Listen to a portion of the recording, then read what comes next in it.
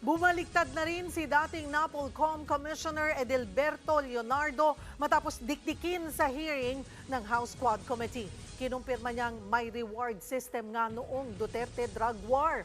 Nasa frontline ng balitang yan, si Marian Enriquez. Matapos ibunyag ang umano'y reward system sa war on drugs na binase raw sa ginagawa sa Davao City, kinumpirma ni dating PCSO General Manager Royina Garma na tinawagan siya ni dating Pangulong Rodrigo Duterte pagkatapos niyang humarap sa Quadcom. Sinabi dati ni Garma na sa kanya nagpahanap ng polis na taga-INC o Iglesia ni Cristo si Duterte para patakbuhin ang drug war.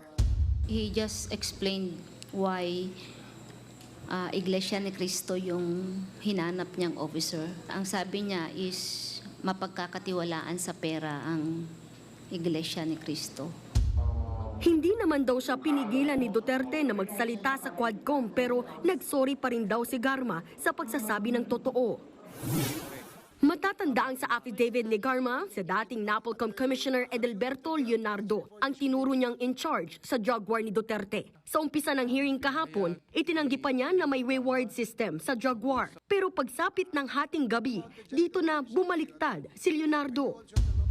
Doon sa dalawang affidavit ni Colonel Garma, yan ba ay pinapaniwalaan mo? Yes or no? Yes, Mr. Chair. Okay.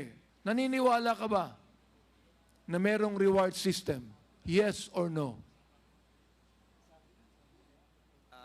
May narinig ako, yes, Mr. Chair. Ang revelasyon at pag-amin ni dating NAPOLCOM Commissioner Edilberto Leonardo, lalo lang daw pinagtibay ang natuklasan ng House Quad Committee na meron ngang reward system sa madugong gyera kontra droga ni dating Pangulong Duterte. Giit naman ng Quadcom, it has been established that actually there's a reward system. Hindi na pwedeng yan itanggihan pa ng previous administration.